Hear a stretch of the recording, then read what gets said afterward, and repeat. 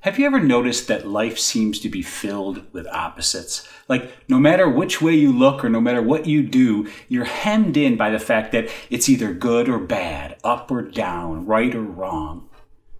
This is a very strong experience we have in the material world, and in this video I want to talk to you about how, while this is true, there is another element or dimension to life that often goes unnoticed. You know, this way of thinking or this way of looking at the world is considered or typically called the dualistic nature of life. But there is what is also commonly called the non-dual reality.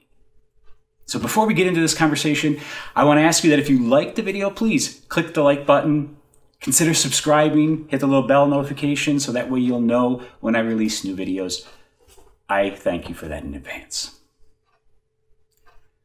So why is it, no matter how you look at life, it seems to be encapsulated in this dichotomy of opposites?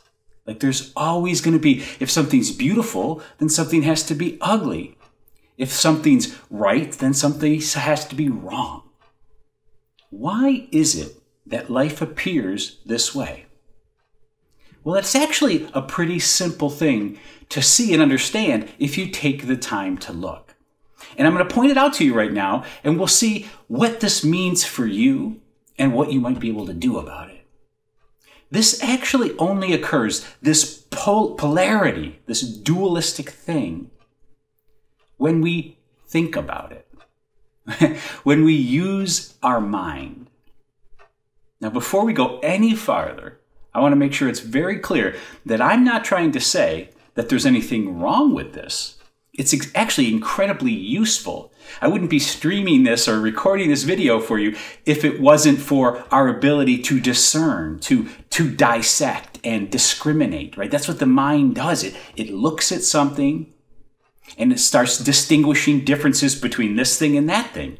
The moment we do that, though, we create this form or this dimension to reality. And it's always going to be on some sort of spectrum of black and white. Again, there's nothing wrong with this except the fact that it's very limiting. Because once we do that, we've hemmed it in. We've stuck it within this box of either it's black or white, good or bad. Now, if this was all there really was to life, there would be zero problems with it because it would just be an accurate assessment of reality. Unfortunately, it's not. And what we need is to understand that there is more. That while this is a very useful way to look at the world because it helps us, figure out things and make life more comfortable and figure out how to cure things or fix things, or these are very practical, wonderful applications of this amazing thing that we have, the mind. But what happens, part of this two-dimensional thing, right, this polarity, is while it's very useful in this way, it's very destructive.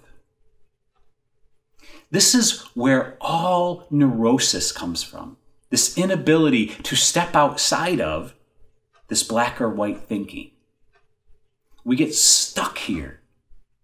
We get bogged down in our mind because it's always trying to figure it out. It's always just dissecting. It's always distinguishing. So what gets lost in this? Well, what gets lost is being. All of these things, all of these ways of looking at the world and using our mind in this way, in this very pragmatic way, while it's practical and can help us, understand things, understand purpose in life, like find a purpose for why is this way and why is this that way, it cannot deliver meaning. Meaning is a whole other dimension, one in which can only be experienced. And the beautiful thing about meaning is that it doesn't exclude the mind. It doesn't exclude purpose. It just transcends it. So it's like going from 2 dimensions to 3. And honestly, it's a lot more than that. It's like going from 2 dimensions to 20. When you really experience this, what is commonly referred to as the non-dual experience of life. I want to actually share with you, I forgot to mention this at the beginning, that there are 2 movements or forces that sort of seem like opposites, but once we understand how these 2 things work, we can utilize these movements to help us actually realize this non-dual reality. So I'm going to get to that by the end of the video. But right now I want to introduce the concept of Dharma. This word Dharma comes from Eastern thinking, and it's a really beautiful and profound word, especially because it's a multifaceted meaning. I'm not going to get into all the different things that it can mean, which is, it's kind of amazing that they put so many attributes to one word, and they all fit in a strange way, which is part of the magic of it. But I want to talk about 2 aspects of Dharma. Dharma, probably most commonly, is referred to as the path, your path. And when I say your path, we start to move into the other meaning of the word Dharma. Your Dharma is your situation. Now, when we say your situation, it includes everything. It includes all of this dualistic stuff. It includes all of the things that's happened to you in your life, all of the ways that you are now. In other words, whatever your height is and your color is and your eye color and hair, all of those things are included in your Dharma because it's sort of like your predicament in life. Now, in certain belief systems, it even means what's happened to you in previous lives. So as you can see, it's this really big encapsulation of who you are. That's your Dharma. And your Dharma is finding your path in this predicament, if you will, in this very specific, unique expression of you. Why am I bringing up Dharma in this conversation of dualistic or non-dual thinking? Because I really believe that your Dharma is to feel who you are as you are in this dualistic way.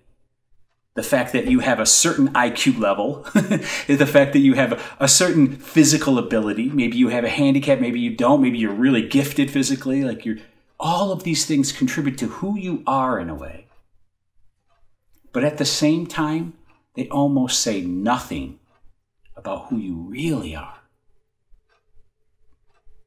And your Dharma is to see who you are in this predicament and realize you're so much more. So how do we go about it? How can we use dualistic nature to help realize our being, our truest nature, the thing that's beyond dualism? Well, I'm going to suggest that there are 2 movements. And they're very simple ways of being or ways of moving, but they open up this other dimension if you utilize it, if you spend time working with these 2 forces. The first is allow or allowing. And the second is letting go. Now, these are really big words, meaning they're small words, but they're really, people talk about them a lot. But the nuance and depth to which these 2 movements can travel can help you transcend your experience of life. It's really quite miraculous. So I want to talk about how you might go about doing this. I'm actually going to do the next video. I want to do a guided meditation with these 2 words to help understand and realize the true nature of what these 2 words have to offer. They're more than words, of course, right? They're realities, they're ways of being. So what I first want to point out to you is that you already do this. Your physical body already does this more than 20,000 times a day.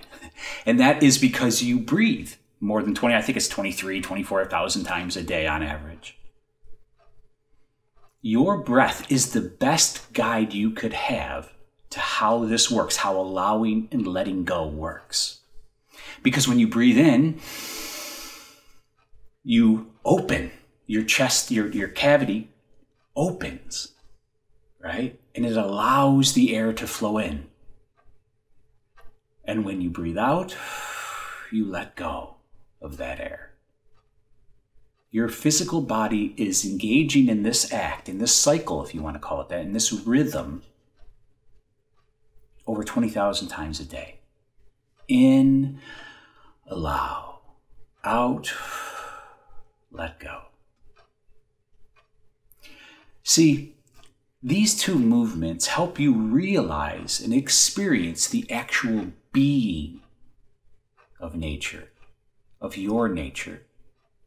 It actually opens the path to your Dharma, to allow this moment to be exactly as it is, not to indulge in it, not to fight against it, but just allow it to be, and then to let it go. Now, the beautiful thing about these two things is that they actually lead to the realization of one. Capital O, one thing. The oneness of life, the oneness of what seems like two movements. You can't allow without letting go. You can't let go without allowing. They feed into each other. They're actually one movement. But in this physical realm, it feels like two. And if you engage in this way, so here's what I would suggest. If you engage in this way during your real life, sometimes the best times to do this are when there's a small challenge, right? Somebody pulls out in front of you and it kind of triggers you, right? Or somebody's texted you something that bothered you, or you see a post on social media that just irks you a little bit. Anything like that, right? Something relatively small. It's an opportunity to work with these two movements, because first thing I would suggest is take a deep breath in and out. And as you do it, allow that irritation, that situation, those emotions to be as they are. Just allow them. Don't indulge, as I say, but do your best to not push either. Don't push them away. Don't not want it. Just allow. Just open, as your chest cavity does. Open to it. And you can do this because the next step is to let go. And as you work, I suggest doing it at least 5 times. Because by the time you do it 5 times, you'll notice a significant shift in whatever that experience was. You can notice it actually the very first time, but sometimes it takes a little bit more before you actually see it, if you're not familiar with it especially.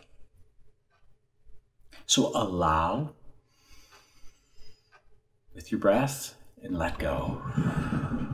The more you do this, the more you'll step into your beingness, your true nature. What it means to be practicing, to be walking the path, to be experiencing and opening to your Dharma.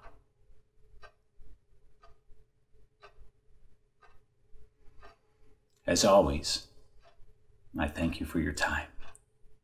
It's precious.